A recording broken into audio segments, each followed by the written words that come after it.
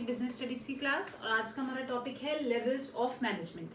मैं आपको स्टार्टिंग में ही बता दूं कि बहुत इंपॉर्टेंट टॉपिक है आपके बोर्ड एग्जाम के लिए। 100% इसका क्वेश्चन बोर्ड एग्जाम में आता ही आता है, ठीक है। और मैं आपको पहले ही बता चुकी हूँ क्वेश्चंस आपके केस स्टडीज पे बेस्ड आएंगे, इसलिए आपको अपना पूरा फोकस कॉन्सेप्ट्स पे रखना है कि आपके अगर टॉपिक्स क्लियर होंगे तभी आप उस केस स्टडी को समझ के उसका आंसर फाइंड आउट कर पाएंगे, ठीक है।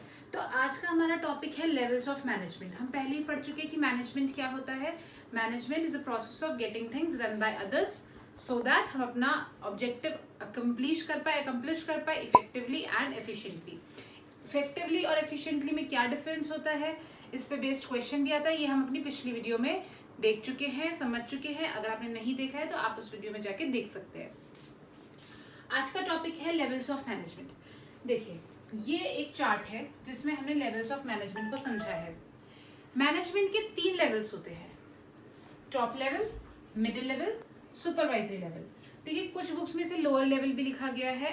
आई विल सजेस्ट यू कि आप इसे लोअर लेवल मत लिखिए, क्योंकि कई बार ऐसा होता है बोर्ड चेकिंग में कि लोअर लेवल में लिखे जाने पे आपको मार्क्स नहीं मिलते। कई बार ऐसा हो जाता है, कई बार मिल भी जाते हैं।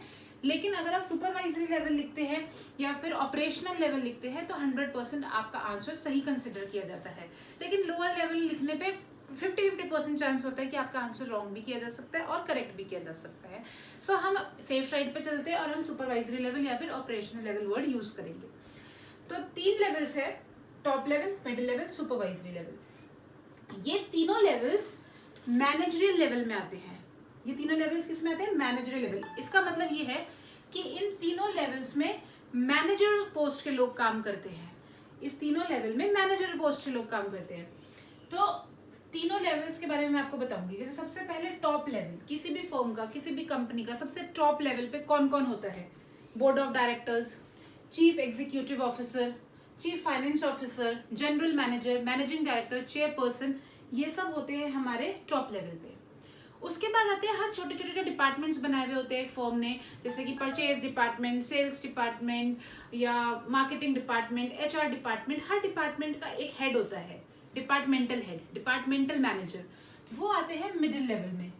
और सबसे लास्ट में आते हैं सुपरवाइजरी लेवल में आते हैं सुपरवाइजर्स। सुपरवाइजर का काम क्या होता है? सुपरवाइजर का काम होता है जो भी काम है वो वर्कर से कैसे करवाना है, सुपरविजन करना। सुपरविजन मतलब क्या होता है?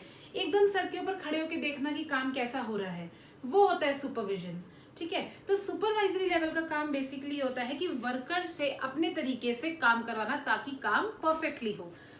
इस लेवल में आते हैं सुपरवाइजर्स। तो ये तीनों है मैनेजरियल लेवल्स।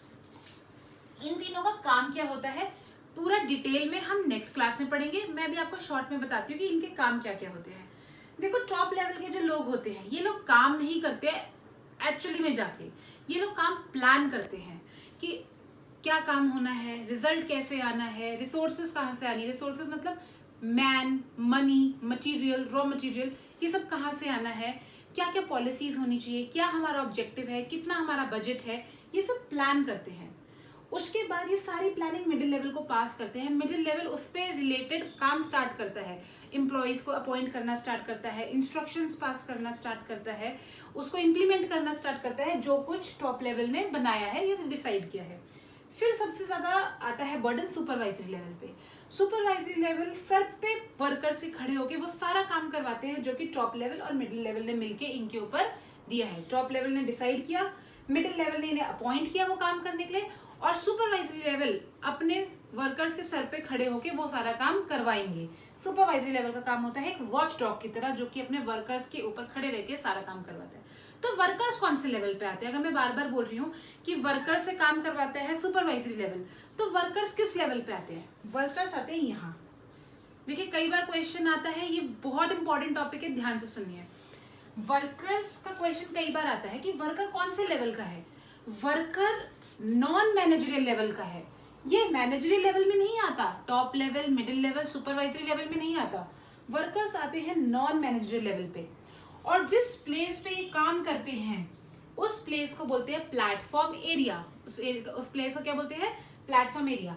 फॉर एग्जाम्पल, अगर एग्जाम में क्वेश्चन आता है, your friend is working as a worker in an organisation, so at which level or at which place is he serving in the organization?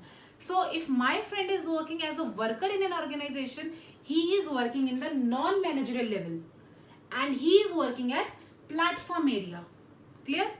And if मैं कहूँ your father has retired as a board of director, then he was serving in the top level.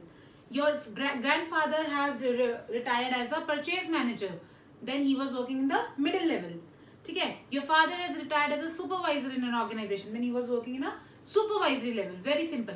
But if your friend has retired as a worker, is working as a worker in an organization, then he is working in a non-managerial level, which is the platform area.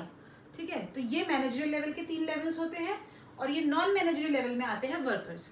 इनके क्या roles होते हैं, क्या काम होते हैं, ये हम नेक्स्ट क्लास में डिस्कस करेंगे डिटेल में. Till then keep practising and keep learning.